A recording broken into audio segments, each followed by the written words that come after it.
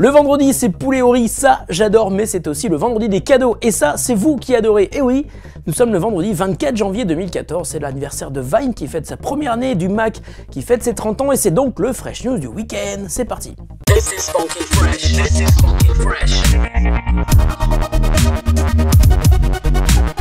This is funky fresh. This is funky fresh.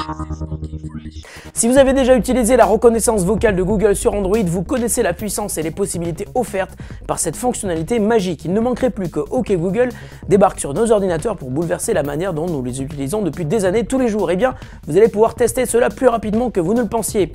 On connaissait déjà la fonctionnalité OK Google dans une extension pour Chrome et permettant de lancer nos recherches dans Google à la voix, mais d'après l'info publiée sur sa page Google+ par François Beaufort, un évangéliste chez Google France, la fonctionnalité OK Google serait déjà intégrée dans Chromium de manière native sans avoir besoin de rajouter de l'extension et offrant beaucoup plus de possibilités de recherche. Chromium est une super version de développement de Chrome dont elle partage le code source. François indique donc que OK Google est dispo dans Chromium mais désactivé par défaut. Une fois activé, OK Google est attentif à vos demandes vocales, même s'il est possible de lui indiquer d'arrêter d'écouter après 5 minutes, ce qui est très pratique pour économiser les batteries de son ordinateur portable. La présence de OK Google dans Chromium ne donne en revanche aucun indice sur sa mise à dispo dans Chrome, mais on peut penser que ça pourrait aller très vite. Si vous n'avez jamais testé OK Google, sachez qu'il permet d'interroger Google dans un langage naturel pour effectuer des recherches complexes, ça marche très bien et ça change complètement la relation que l'on peut avoir avec son smartphone. Vous le savez sans doute si vous êtes un fidèle de nos émissions, nous n'avons pas l'habitude de colporter des rumeurs concernant les produits Apple comme le font beaucoup de nos camarades, mais dès lors qu'un organe de presse aussi respecté que le Wall Street Journal annonce une info, on ne peut que relayer celle-ci et bien sûr s'en féliciter. Selon le journal américain, Apple prévoirait de sortir cette année 2 nouveaux iPhone 6 avec de grands écrans, respectivement 4,5 et 5 pouces. Le Wall Street Journal croit aussi savoir que Apple aurait décidé d'abandonner définitivement les coques en plastique malgré la récente sortie de l'iPhone 5C.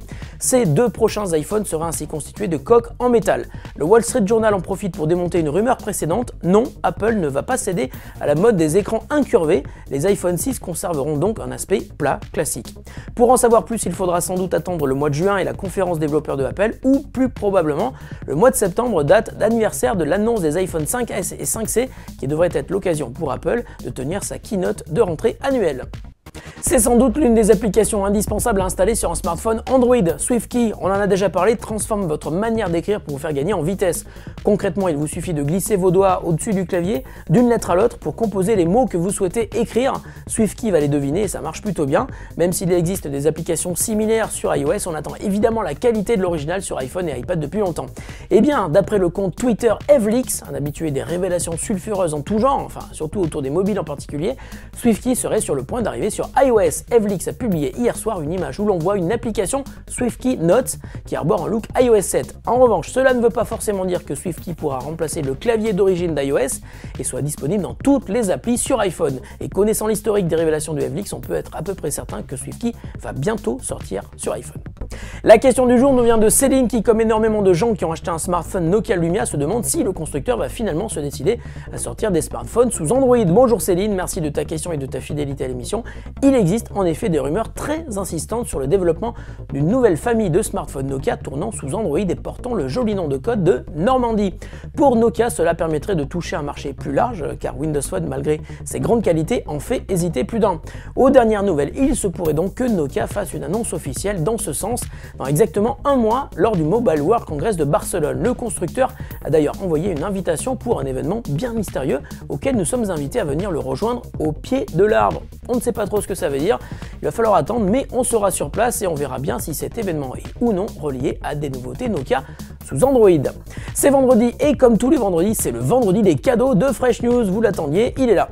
Aujourd'hui, on vous fait gagner une superbe oreillette Bluetooth de marque Plantronics modèle M55. Elle est livrée avec un adaptateur 12 volts pour recharger votre oreillette dans la voiture et ça, c'est très pratique. Pour la gagner, c'est très simple.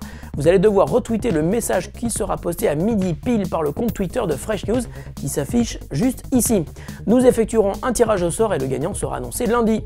Fresh News, c'est terminé pour aujourd'hui. On se retrouve lundi. Je vous souhaite un excellent week-end. Salut à tous et bonne journée.